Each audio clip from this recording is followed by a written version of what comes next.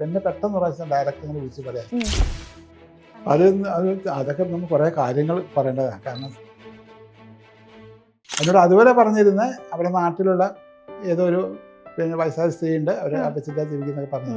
പിന്നെ അവരെ കൂടെ 2 ദിവസത്തെ ഷൂട്ട് കഴിഞ്ഞതിന് ശേഷമാണ് അറിയുന്നത് ഇവർ ഇത്ര ഭീകരമായി. നമ്മൾ ആ ക്ലബിൽ ഒരു വലിയ നാടകം ചെയ്തിരുന്നു, വലിയ ആളുകളൊക്കെ ചെയ്യുന്നത്. അപ്പം കുതിരട്ടം പപ്പേട്ടനായിരുന്നു അതിൻ്റെ അകത്ത് ഒരു വേഷം ചെയ്യാനുണ്ട്. അത് കഴിഞ്ഞിട്ട് ഒരു ഡ്രസ്സ് ഇടണം. അപ്പം പിന്നെ ഒരു കള്ളസാക്ഷി പറയുന്നതാണ് സീന. അപ്പോൾ ഡ്രസ്സ് ഇടാൻ എൻ്റെ ഡ്രസ്സൊന്നും ഇല്ല, പെട്ടെന്ന് ഓടി വന്നല്ലേ. ഇവർ ഡ്രസ്സിന് വേണ്ടി അങ്ങോട്ട് വിടുന്നു ഇങ്ങോട്ട് വിടുന്നു ഇങ്ങോട്ട് വിടുന്നു. അവസാനം അവിടെ ഉച്ചക്കത്തെ ഭക്ഷണം ഉണ്ടാക്കുന്ന ഒരു കക്ഷിയുണ്ട്, ഇതൊക്കെ തെച്ചിങ്ങോട്ട് അവൻ എൻ്റെ അടുത്ത് ഷർട്ട് പിടിച്ച് വാങ്ങി KTC അതിൻ്റെ പ്രൊഫഷൻ. അപ്പോൾ KTC ബസ്സാണ്. അപ്പോൾ ആളുകളൊക്കെ ഇരിക്കേണ്ട അതിൻ്റെ ഒരു ബാഗ് നിന്ന് വിസിൽ നിന്ന് അതൊക്കെ ഞാൻ കണ്ടക്ടർ. അപ്പോൾ വെറുതെ ഒന്ന് വിസിലെടുത്ത് വിളിച്ചു കഴിഞ്ഞതാണ്.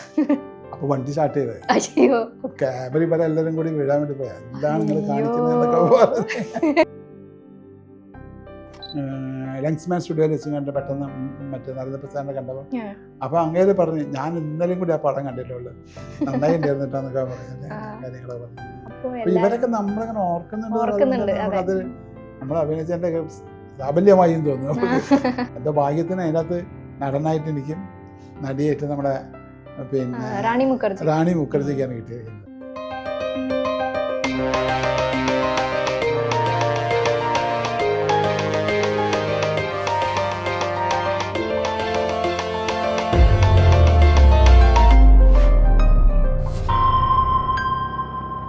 മലയാള സിനിമയിൽ നമുക്ക് എല്ലാവർക്കും അറിയുന്ന, നമുക്ക് ഇഷ്ടം തോന്നുന്ന, സ്നേഹം തോന്നുന്ന ക്യാരക്ടേഴ്സ് എല്ലാം തന്നിട്ടുള്ള ഒരു ആക്ടറാണ് ജയരാജ് കോഴിക്കോട്. സർ നമസ്കാരം. നമസ്കാരം. മൂവി ഗാലറി എന്ന ഷോയിലേക്ക് സ്വാഗതം. ജനനം 1947, പ്രണയം തുടരുന്നു, അതാണിപ്പം ഹൈലൈറ്റ് ആയിട്ട് നിൽക്കുന്ന ഒരു മൂവി. അതിൻ്റെ ആ ഒരു പെട്ടെന്ന് ഒരു സഹനടനിൽ നിന്ന് നായകനിലേക്ക് വന്നപ്പോഴുള്ള ആ ഒരു എക്സ്പീരിയൻസ് എങ്ങനെയായിരുന്നു? സഹനടനിൽ നിന്നും മെയിൻ റോളിലേക്ക് ചെല്ലുന്ന സമയത്ത് അത് ആദ്യമായിട്ടാണ് എനിക്ക് അങ്ങനെ ഒരു അനുഭവം ഉണ്ടാകുന്നത്. അതുവരെ നമ്മൾ ചെറിയ ചെറിയ വേഷങ്ങൾ ചെയ്ത് നടന്ന സംഭവമായിരുന്നു. ഫസ്റ്റിൽ എനിക്ക് സത്യം പറയുകയാണെങ്കിൽ അത് പടം കഴിയുന്നവരെ എനിക്കിതൊരു മൂവി അത് മുന്നോട്ട് പോകുന്നു, അത് കംപ്ലീറ്റ് ആവുമെന്നും വിചാരിച്ചില്ല. അങ്ങനത്തെ ഒരു കാരണം അങ്ങനത്തെ അനുഭവങ്ങൾ ഒരുപാട് ഉണ്ടായിട്ടുണ്ട്. പല ആളുകളും ഇതേമാതിരി ഷൂട്ടിന് വിളിക്കുകയും പകുതിയാകുമ്പോൾ നിന്ന് പോവുകയും അങ്ങനെയുള്ള ഒരുപാട് അനുഭവങ്ങളുണ്ട്. അപ്പോൾ ഇത് ഒരു പരിചയമില്ല, യാതൊരു ഇതുമില്ല. ഇങ്ങനെ ഒരു പടം കണ്ടപ്പം പിന്നെ നമ്മളുടെ ഹെലൻ എന്ന് പറഞ്ഞ പടം കണ്ടപ്പോഴുള്ള ആ ഒരു ഇതിനകത്ത് എന്നെ വിളിച്ചതായിരുന്നു. അപ്പോൾ എന്നോട് ഇങ്ങനെ കഥ പറഞ്ഞു, നിങ്ങൾ മെയിൻ സംഭവം ചെയ്യാനുള്ളതാണ്, അങ്ങനെ ചെയ്യണമെന്നൊക്കെ പറഞ്ഞു. അപ്പോൾ ഇങ്ങനെ ഒരുപാട് ആളുകൾ ഇതേമാതിരി വിളിക്കുകയും പല പ്രാവശ്യം ഇങ്ങനെ പോവുകയും അതെല്ലാം തന്നെ പകുതി വഴിക്കാകുമ്പോൾ നിൽക്കുകയും ചെയ്യും. ഒന്നെങ്കിൽ സാമ്പത്തികം എന്തായിരിക്കും, അല്ലെങ്കിൽ വിചാരിച്ചമായിട്ടുള്ള കഥ മുന്നോട്ട് പോയില്ല, അങ്ങനെ പറഞ്ഞ പല രീതിയിൽ നിന്ന് പോകും. അപ്പം അങ്ങനത്തെ ഒരു പിടി എന്ന് ഞാൻ വിചാരിച്ചിട്ടില്ല.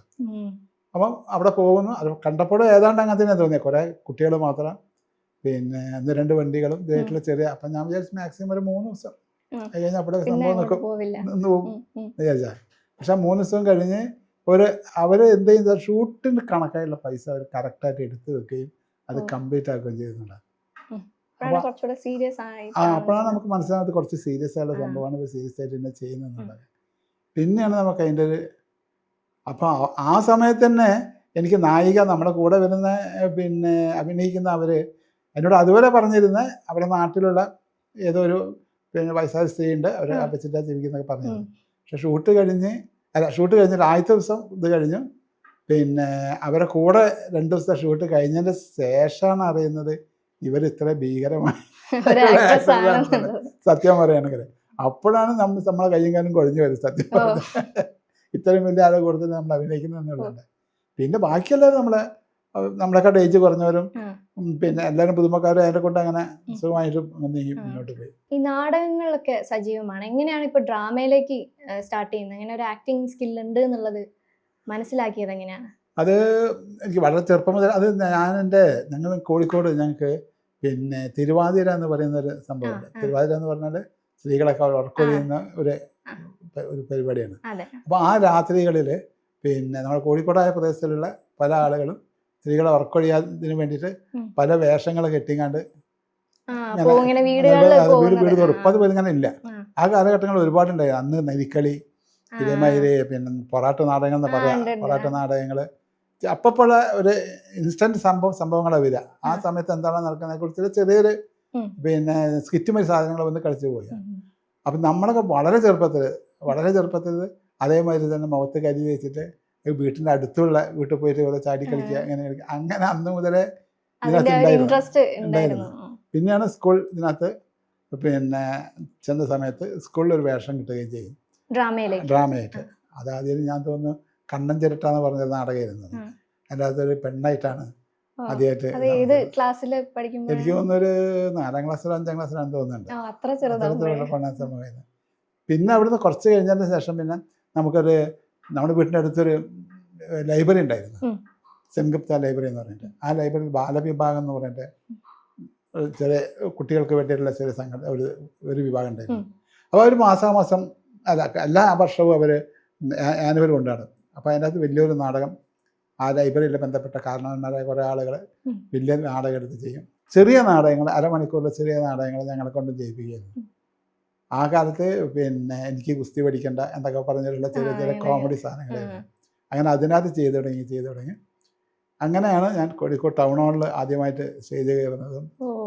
പിന്നെ കുറച്ചും കൂടി കഴിഞ്ഞപ്പം കോഴിക്കോട് നമ്മളെ നാട്ടിലെ പ്രദേശത്തുള്ള ഒരു ക്ലബിൽ മെമ്പറാണ്, അതായത് ഇറ്റിസാർ സ്പോർട്സ് ആർട്സ് ക്ലബ് എന്ന് പറഞ്ഞിട്ട്. അന്ന് എന്താ വെച്ചാൽ കോഴിക്കോട് അതെ. അന്നൊക്കെ എന്താ വെച്ചാൽ കോഴിക്കോട് ഒരുപാട് ചെറിയ ചെറിയ ക്ലബ്ബുകൾ ഉണ്ടായിരുന്നു. ഇന്നിപ്പോൾ അങ്ങനത്തെ ക്ലബ്ബുകളൊന്നും കാണുന്നില്ല. കാരണം എല്ലാവരും ചെറുപ്പക്കാരായി തന്നെ ഒന്നെങ്കിൽ വിദേശത്തേക്ക് പോയി, അല്ലെങ്കിൽ വെറും പഠിപ്പ് മാത്രമായിരുന്നു. അന്ന് ഒരുപാട് ചെറുപ്പക്കാർ ആൽത്തറയിലും ലൈബ്രറിയിലും തുന്നൽ മിഷൻ്റെ തുന്നക്കാരുടെ വീടുകൾ, ബാർബർ ഷാപ്പിൽ, അങ്ങനെയൊക്കെ SSLC കഴിഞ്ഞ് അല്ലെങ്കിൽ PDG കഴിഞ്ഞിട്ടുള്ള ഒരുപാട് ചെറുപ്പക്കാർ ഇങ്ങനെ വെറുതെ അങ്ങനെ ഇരിക്കുന്നുണ്ട്. ഇപ്പോഴങ്ങനെ സംഭവമില്ല കേട്ടോ. അപ്പോൾ അവരെല്ലാവരും കൂടി ഇങ്ങനെ ഒത്തുകൂടുന്ന ചെറിയൊരു ക്ലബ്ബുമായി രൂപീകരിക്കും. ആ ക്ലബിലൊക്കെ എല്ലാ വർഷവും ഓരോ നാടകം ഉണ്ടാകും. അപ്പോൾ അങ്ങനെയാകുമ്പോൾ ഒരുപാട് ക്ലബ്ബുകൾ ഇഷ്ടംമാതിരി കോഴിക്കോട് ഉണ്ടായിരുന്നു. അങ്ങനെയാണ് കോഴിക്കോട് ശരിക്കും നാടകത്തിൻ്റെ ഒരു സ്റ്റാർട്ടിങ് ആയി വരുന്നത്. അതിനകത്തേക്ക് വന്ന് പെടുകയും അങ്ങനെ ഒരു പ്രാവശ്യം എന്തുണ്ടായി വെച്ചാൽ പിന്നെ നമ്മൾ ആ ക്ലബ്ബിൽ ഒരു വലിയ നാടകം ചെയ്തിരുന്നു, വലിയ ആളുകളൊക്കെ ചെയ്യുന്ന കണ്ടത്. അപ്പം കുതിരട്ടൻ പപ്പേട്ടനായിരുന്നു അതിൻ്റെ അകത്ത് ഒരു വേഷം ചെയ്യാനുണ്ട്. ആ വേഷം ചെയ്യാൻ അപ്പോൾ സിനിമ വരികയും സിനിമയിൽ തിരക്കായ സമയത്ത് ആ വേഷം ചെയ്യാനുള്ള അവസാന സമയമായി.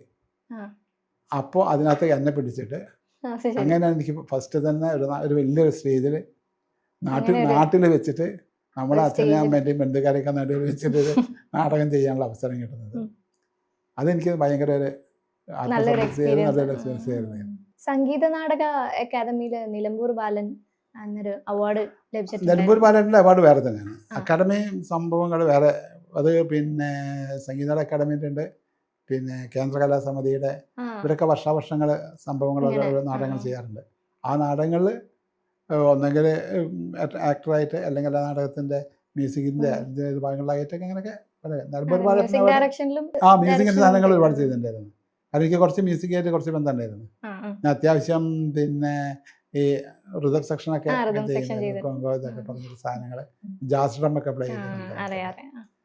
അപ്പം അങ്ങനെ മ്യൂസിക്കായിട്ട് കുറച്ച് ബന്ധമുണ്ടായിരുന്നു. അതുകൊണ്ട് ഈ നാടകമായിട്ട് ബന്ധപ്പെട്ടുള്ള പല സ്ഥലങ്ങളിലും മ്യൂസിക്കുമായിട്ട് കൂടെ ഉണ്ടായിരുന്നു.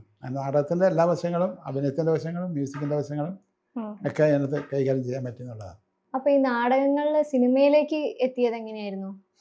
നമ്മള് പിന്നെ നാടകങ്ങൾ, അന്നത്തെ നാടകങ്ങൾ എന്ന് പറയുന്നത് നമ്മൾ ഈ ഞാൻ പറഞ്ഞല്ലോ ഇപ്പം പ്രാദേശികമായുള്ള സ്ഥലങ്ങളിലുള്ള ക്ലബ്ബുകളിലെ നാടകം എന്നൊക്കെ പറയുമ്പോൾ അത് അന്നത്തെ ആ കാലത്ത് നാടകങ്ങൾ എങ്ങനെയാ വെച്ചാൽ രാത്രി 8 മണിക്ക് റിഹേഴ്സൽ എന്ന് പറയും, വൈകുന്നേരം 7 മണി 8 മണിക്ക് റിഹേഴ്സൽ എന്ന് പറയും. എല്ലാവരും എത്തിപ്പെടുക ഒരു 9, 9:30, 10 മണിയാവും രാത്രി. വരുമ്പം തന്നെ നമ്മുടെ തലമൂത്താളുകൾ പലരും വെള്ളത്തിലോ ഇതിലൊക്കെ ആയിരിക്കും. അങ്ങനെ വന്ന് റിഹേഴ്സലൊക്കെ കഴിഞ്ഞ് അതിനെ പറ്റി ചർച്ച ചെയ്ത് എല്ലാം കൂടി മടങ്ങുമ്പോൾ ഒരു 12 മണി 1 മണിയൊക്കെ ആവും. അങ്ങനെയാണ് അവർ ആ കാലഘട്ടത്തിൽ ഉണ്ടായിരുന്ന റിഹേഴ്സൽ ക്യാമ്പുകളൊക്കെ. പക്ഷെ എന്നെ ആ സമയത്ത് അങ്ങനെ ഇരിക്കുമ്പോഴാണ് എനിക്ക് അണിയറ എന്ന് പറഞ്ഞിട്ട് നാടക സംഘമായിട്ട് ബന്ധപ്പെടുന്നത്. അണിയറ എന്ന് പറഞ്ഞാൽ ശങ്കരപ്പിള്ള സാറിൻ്റെ ഒരു നാടക കളരിയുടെ ഒരു ഭാഗമായിരുന്നു. നാടക കളരിയാണ് ശരിക്കും നടക്കുന്നത്.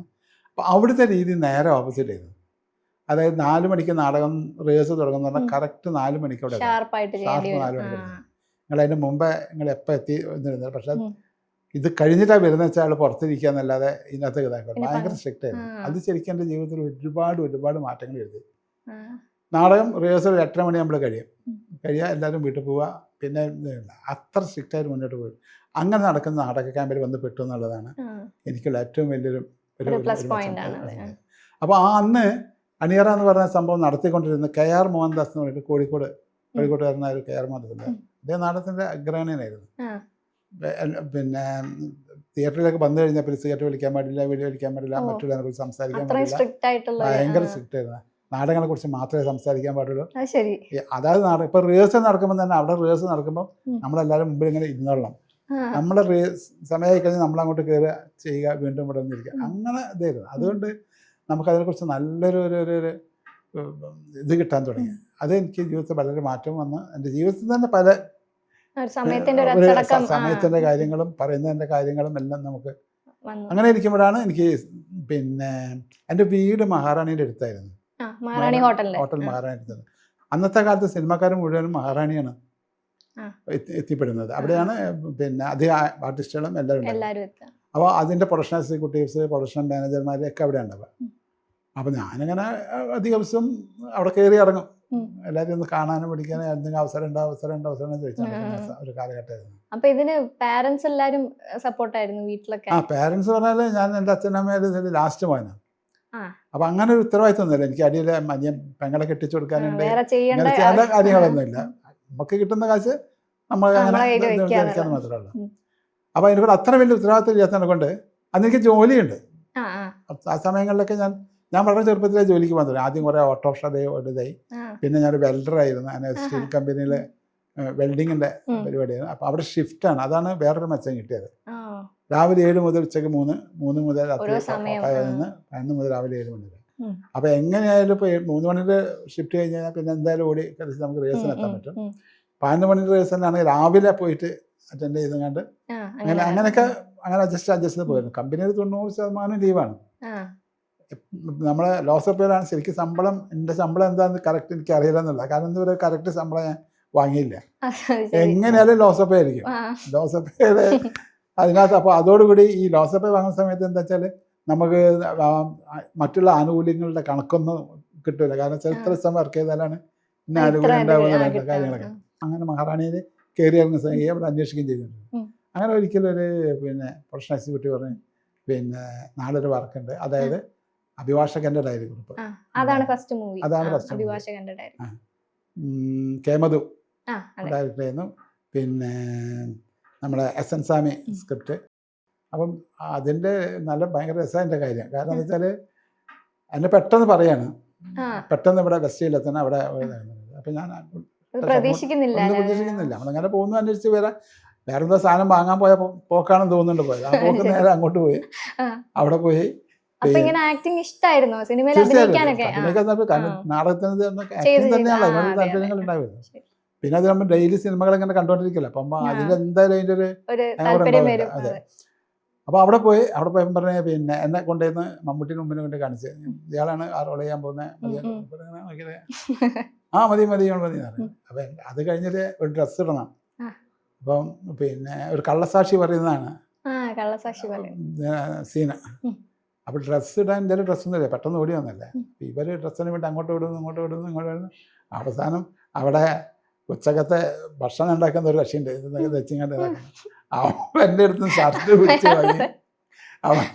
പിടിച്ച് വാങ്ങി അത് ഇടിച്ച് വയർപ്പ് അനുസരിച്ചിട്ട് ഇരിക്കാനും നിൽക്കാൻ പറ്റുന്നില്ല. അപ്പോൾ അടുത്തുള്ള നമുക്ക് എങ്ങനെ നിൽക്കുമെന്ന് ഞാൻ പേടിച്ച ഷർട്ട് അതൊക്കെ വാങ്ങി വലിച്ചിട്ട് കണ്ട് നേരെ നമുക്കൊരു തൊന്നിട്ട് കൊണ്ട് അങ്ങനെയാണ് ഫസ്റ്റ് ഷോട്ട് എടുക്കുന്നത്. ആദ്യത്തെ ഡയലോഗും തെറ്റിയെങ്കിലും പിന്നെ അങ്ങനെ അങ്ങോട്ടൊക്കെ അതാണ് ഇതിന്റെ ഫസ്റ്റ് ഒരു എക്സ്പീരിയൻസ് എന്ന് പറയുന്നത്. അങ്ങനെയാണ് സിനിമയിലേക്ക് കാലെടുത്ത് വെക്കുന്നത്. അതിന്റെ ഒപ്പം തന്നെ നമ്മുടെ സത്യനന്ദിക്കാടിന്റെ പിന്നെ എന്നും നന്മകൾ എന്ന് പറഞ്ഞ പടമുണ്ട്. എന്നും നന്മകൾ. അത് ഡയറക്ഷൻ സത്യേട്ടൻ, പിന്നെ സ്ക്രിപ്റ്റ് മറ്റേ ശ്രീനിവാസേട്ടൻ. ജയറാമൊക്കെ വരുന്ന ടൈമാണ്. ജയറാമ രണ്ടാമത്തെ മൂന്നാമത്തെ പടട്ടാണ്. അപ്പം പിന്നെ അതിലൊരു കണ്ടക്ടറായിട്ട് ആ സമയത്ത് അതുണ്ട്. ഇതാണ് ആദ്യം റിലീസായത്. മറ്റേത് അതിനാദ്യം പറഞ്ഞ മാതിരി നമ്മൾ പിന്നെ കണ്ടക്ടറാണ്.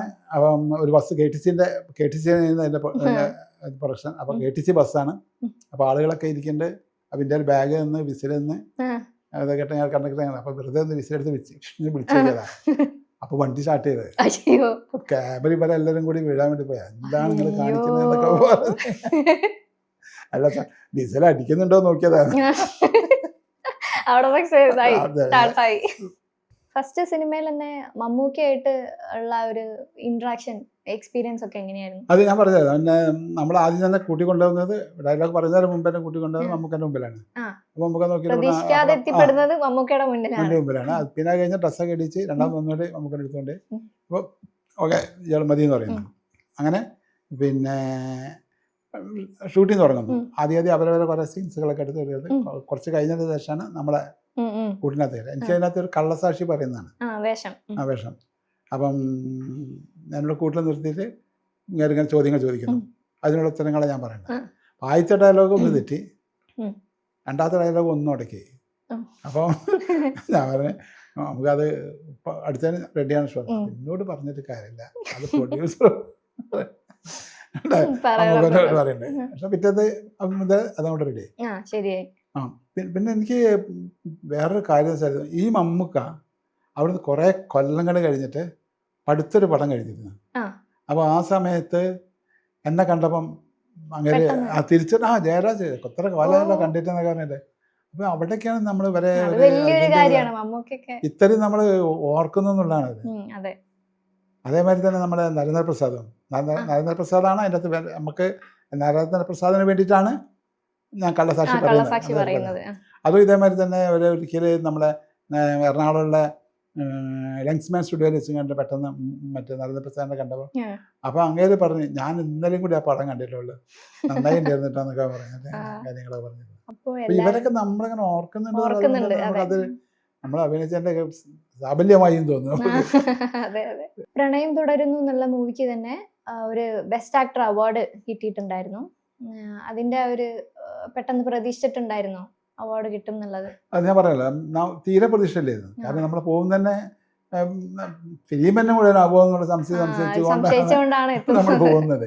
അങ്ങനെ പടമെല്ലാം കംപ്ലീറ്റ് ആയി. ഇവരെല്ലാം ഇങ്ങോട്ട് മെനക്കെട്ടാലും സംഭവമൊക്കെ കഴിഞ്ഞ് പിന്നെ ഇവരെ എന്തെങ്കിലുമൊക്കെ അയക്കുന്ന വിളിക്കുന്നത്. പിന്നെ പെട്ടെന്ന് പ്രാവശ്യം ഡയറക്ടറിനെ വിളിച്ച് പറയാം അങ്ങനെ ഒരു അവാർഡ് ജാഗ്രൻ ഫിലിം ഫെസ്റ്റിവലിന്റെ.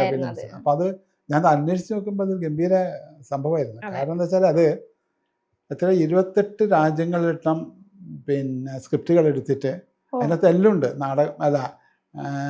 സിനിമയുടെ എല്ലാ ഭാഗങ്ങളും എന്ന് പറഞ്ഞാൽ പല ടൈപ്പ് സിനിമ ഉണ്ടല്ലോ. നമുക്ക് കോമഡി വരുന്ന സിനിമ, എല്ലാ വേർഷൻ്റെയും വരുന്ന അങ്ങനെ 28 രാജ്യങ്ങളോട് നടന്നിട്ടം സെലക്ട് ചെയ്തിട്ട് അതിനകത്ത് സെലക്ട് ചെയ്യുന്നതാണ് ഇവരെ നടനും നടിയും ഇതൊക്കെ. എന്തോ ഭാഗ്യത്തിന് അതിനകത്ത് നടനായിട്ട് എനിക്കും നടിയായിട്ട് നമ്മുടെ പിന്നെ റാണി മുഖർജിക്കാണ് കിട്ടിയിരിക്കുന്നത്. അതൊരു ഭയങ്കര സംഭവമായിരുന്നു. കാരണം അത് മാത്രമല്ല അന്ന് ഒരുപാട് ഹിന്ദി ആക്ടേഴ്സൊക്കെ അവിടെ ഉണ്ടായിരുന്നു. ആക്ടേഴ്സ് ഇവരൊക്കെ തമ്മിൽ അവരൊക്കെ ആയിട്ട് പരിചയപ്പെടാനും അവരൊക്കെ ആയിട്ട് ഇതാവാനും ഭാഷാ പരിമിതി ഉണ്ടെങ്കിലും ഭാഷയിൽ സംസാരിക്കാൻ പറ്റുന്ന അതെങ്കിലും അതിനിടയിൽ എല്ലാം വന്നിട്ട് വളരെ നമുക്ക് എല്ലാവരും അതൊരു ഭയങ്കര അനുഭവമായിരുന്നു. അതുകൂടാതെ അവരെ ചെലവിലാണ് പിന്നെ പ്ലെയിനിൽ അങ്ങോട്ട് പോകുന്നത്. ഹോട്ടൽ കേരളത്തിലെ അല്ല ഇന്ത്യയിലെ തന്നെ ഏറ്റവും വലിയ ഹോട്ടലിൽ നമ്മുടെ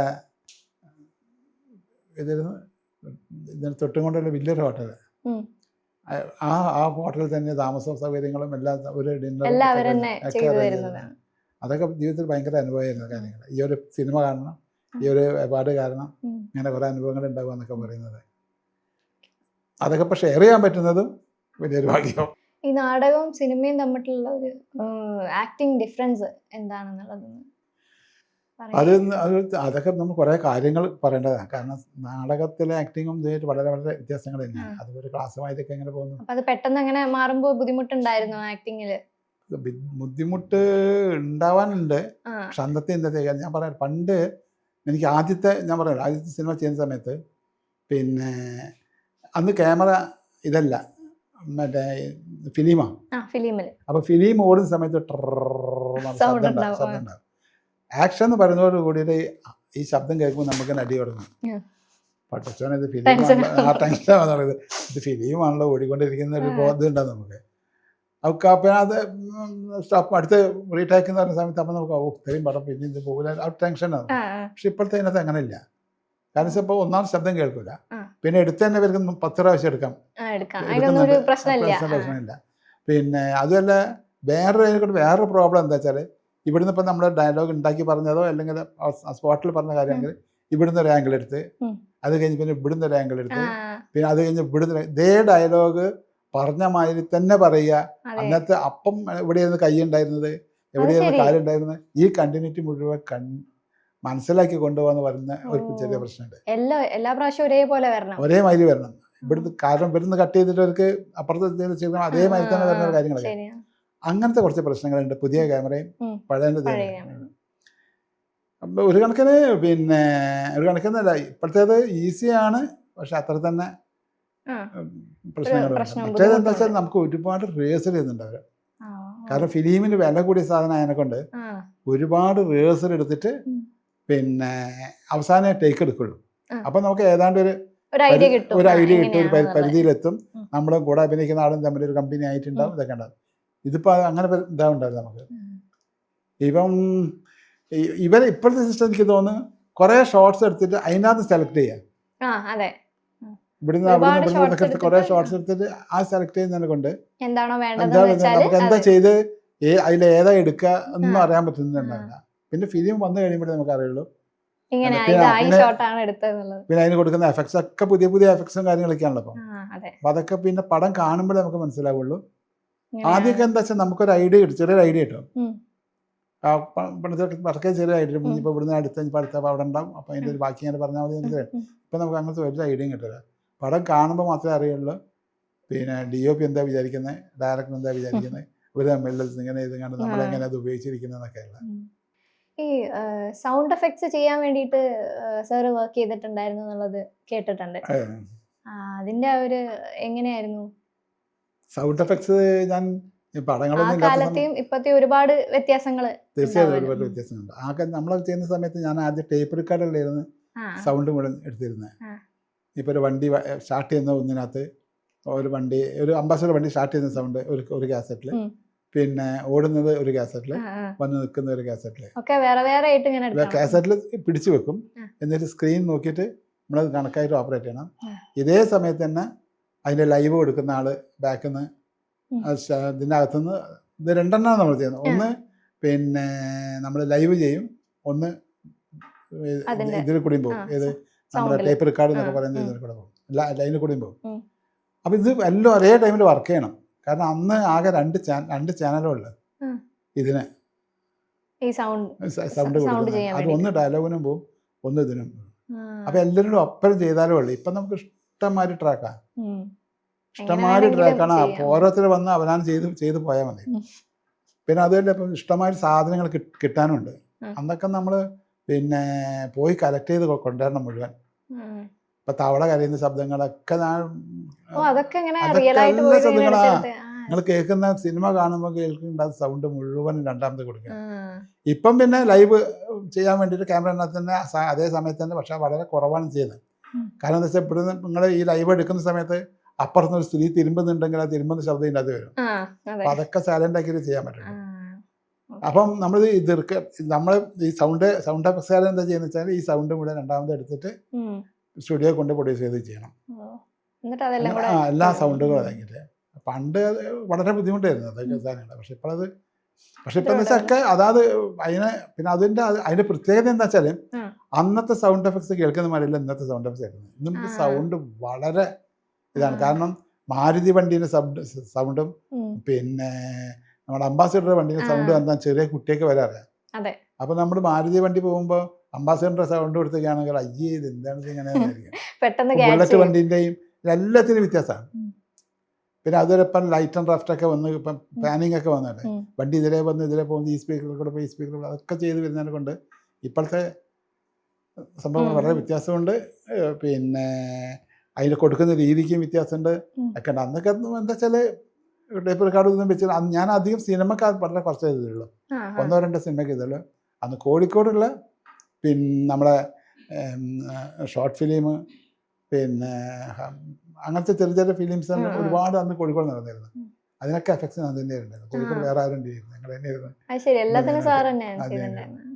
ഞങ്ങൾ 2-3 പേരുണ്ടായിരുന്നു. ഞങ്ങൾ 3 പേർ ഒന്നായിട്ട് ഇങ്ങനെ 1999 ഒരു ഡോക്യുമെന്ററി ചെയ്തിട്ടുണ്ട് എന്നുള്ളത് പേപ്പറിലൊക്കെ വായിച്ചിട്ടൊരു ഒരു അറിവുണ്ട്. അതിന്റെ ഒരു എക്സ്പീരിയൻസ് എങ്ങനെയായിരുന്നു? എസ്കേപ്പ് അറ്റുകാരനെ കുറിച്ചായിരിക്കും അല്ലേ? അതെ, എസ്കേപ്പ് അറ്റുകാരനെ കുറിച്ച് മണ്ണും മനസ്സും തരുന്ന അതിൻ്റെ ടൈറ്റിൽ. അത് ചെയ്യാനുള്ള കാരണം എന്താ വെച്ചാൽ എസ്കെ നമ്മുടെ വീടിൻ്റെ അടുത്താണ് താമസിക്കുന്നത്, ഒരു പറമ്പിനപ്പുറം താമസിക്കുന്നത്. പിന്നെ അങ്ങേരെ കുറിച്ച് മരണപ്പെട്ടതിന് ശേഷമാണ് പിന്നെ നമ്മളൊരു ഫ്രണ്ട്, ഞാൻ പറഞ്ഞത് അപ്പം മെയിൻ ഫ്രെയിം എന്ന് പറയുന്ന സ്റ്റുഡിയോ ഉണ്ട്, എന്നെ സിനിമയിലൊക്കെ കൊണ്ടുവന്നതും എനിക്ക് ഇതിനകത്തേക്കുള്ള എൻ്റെ മുഴുവൻ കാര്യങ്ങളും പിന്നെ എക്സ്പീരിയൻസ് ചെയ്യാൻ പറ്റിയ ആളാണ് മെയിൻ ഫ്രെയിം എന്ന് പറയുന്ന സ്റ്റുഡിയോ. ഈ മെയിൻ ഫ്രെയിം എന്ന് പറയുന്ന സ്റ്റുഡിയോ പിന്നെ പ്രേമരാജ് എന്ന് പറഞ്ഞിട്ടുള്ള ഒരു കക്ഷിയായിരുന്നു. അന്ന് ഞങ്ങളെല്ലാവരും മെയിൻ ഫ്രെയിമിൽ വലിയൊരു ഗ്യാങ് ഉണ്ടായിരുന്നു ഇന്നത്തെ.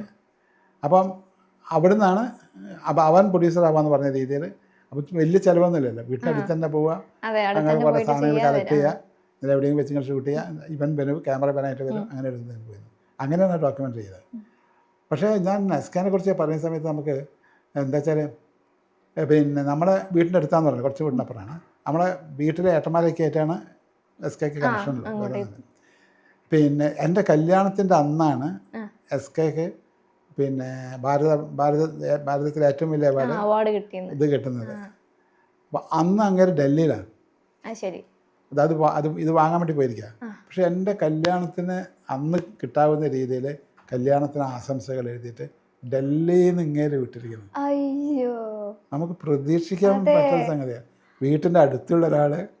പക്ഷെ ഞാൻ പറയുന്നത് വെച്ചാൽ ഇത്ര ആളുകൾ അങ്ങനെ ആവുന്നത് ഇതൊക്കെ തന്നെയാണ്. വളരെ കൃത്യസമയത്ത് രാവിലെ അവനവൻ്റെ കാര്യങ്ങൾ, അദ്ദേഹത്തിനെ സംബന്ധിച്ച ഏറ്റവും വലിയ സംഭവമാണ്. ആ സംഭവത്തെ നടുക്ക് നാട്ടിലുള്ള പരിചരണത്തിലേക്ക് വേണ്ടിയിട്ട് കറക്റ്റ് സമയത്ത് ആ സാധനം എത്തിക്കുക എന്നൊക്കെ പറഞ്ഞാൽ അവിടേക്കാണ് എസ്കേനെ നമ്മൾ സമ്മതിച്ചു പോയത് സംഭവങ്ങൾ. അത് തന്നെയാണ് ഇവരെ ഇത്തരം ആ കാലഘട്ടത്തിലുള്ള എഴുത്തുകാരെയും കവിതക്കാരും അവരായിട്ട് ക്വാളിറ്റി തന്നെയാണ് എൻ്റെ രീതി.